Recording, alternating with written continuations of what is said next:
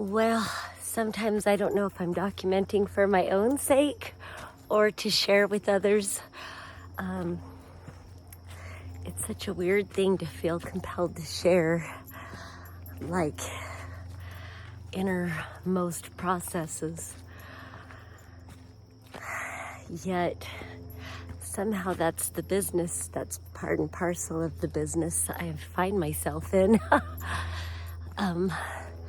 Being a singer, you do that, and I'm more comfortable being on stage and sharing all of me through the frequency and vibration, because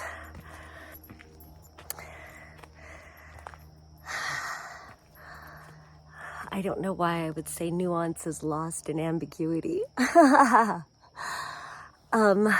in a way, it's the way you can be singing "Come On" in my kitchen, but you can be sending out the message: you are love, you are powerful, you are free.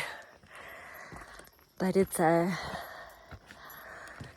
different thing projecting in that way to override whatever other frequencies are in the room. It's quite another thing to surrender and allow the frequencies underlying the conscious level, surrender and vulnerability don't come easily to a lot of us. And so again, if I do share this, I'm shocked. But if I do, then, my intention is connection with greater and greater truth illuminated, acceptance of what's in the shadows, and boldly embracing the brilliance as well. So I did a tarot reading yesterday, and I always feel weird when it feels like the cards are talking to me directly. Sorry, my hand keeps getting in the way. But then there's comfort knowing that I do a call to the collective consciousness guides. So if guidance comes in for me along with whoever else receives the messages, then I guess it's comforting in knowing that we're not alone, right? And maybe there's comfort in knowing even the people making the videos are going through our own bullshit. And not that anything is bullshit, but the reading yesterday was so much about,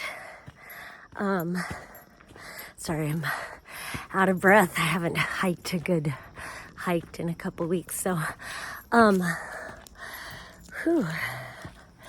But the reading yesterday was like something that's been in a long process of release. And it can be multiple things, we're interdimensional, and, the message keeps being reinforced that true time is cyclical in nature.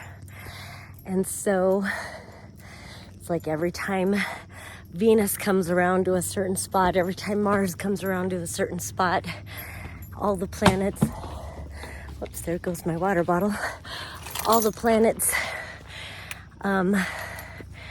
in that spiral, that cyclical spiral, each on their own path and their own synchronized timing. And each of us being like holographic, what is it? I did eat part of a gummy. What is it when there's the smaller part and the bigger part? On the microcosm to the macrocosm. And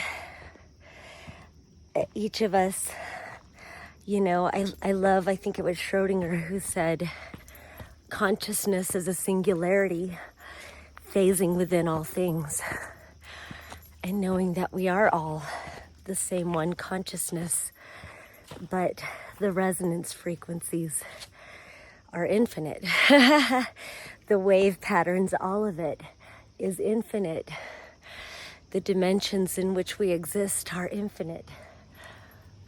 I don't mind this dimension I find myself in right now. This is fucking beautiful, y'all.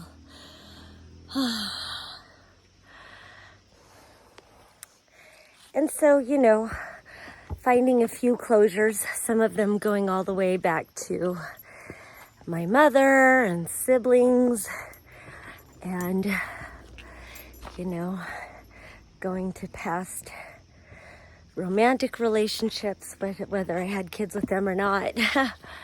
It just feels like a lot is culminating now, like in these final phases of processing.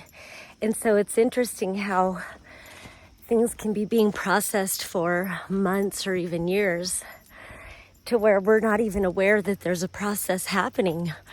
Like, honestly, some of this, I thought the process was over. I thought everything was resolved and we were already moving along on the new timelines. And that's just it, though, that the timelines that we've taken here, and we get into quantum because, you know, from what I understand, we can go back and shift timelines. And actually, I've done magic. It's actually a pretty simple spell with an ammonia jar, to change past timelines, but it doesn't mean the other timeline doesn't exist. And that's what's so crazy about it, is that we still have the impression of it. It's just that the connection to the reality of it can feel more like a dream. So it's like a way of not throwing the baby out with the bathwater, as they say. Keeping the baby, throwing out the rest, keeping the seeds of experience, knowledge, and wisdom.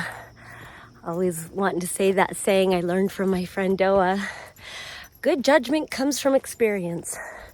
Experience comes from poor judgment. So what am I getting at with all of that? How some of these processes we don't even recognize we're still in process of it. And some of these processes we can still feel they're processing. And it almost becomes like normal. The energy almost feels normalized, so that when it's actually coming to a completion, you can experience a loss, a sense of loss, a sense of like relief, like, oh, I'm grateful that's over, but also a loss, because now with that completion, there almost creates a void. And I've heard it said, nature abhors a vacuum. And so there's always something to rush in to take its place. And kind of the trick is in recognizing where you're shifting your focus to bring in its place, and being very conscious of not accepting something that's, you know, possibly very close to the vibrational frequency of what was just released, because that feels most like itself. That feels, you know, easiest. And so continuing that even in the void, there are still energies being purged and alchemized. and to discipline yourself, maybe to fill it with more of yourself. All right, I'm gonna hike a bit more, but I definitely hope to do at least a daily down and dirty, and this might be all that I talk about for today, but we'll see. I do plan on doing a spirit journey, so I don't know if I'm gonna come back on tripping balls or not, but maybe I will, maybe I won't. But in the meantime, peace and love.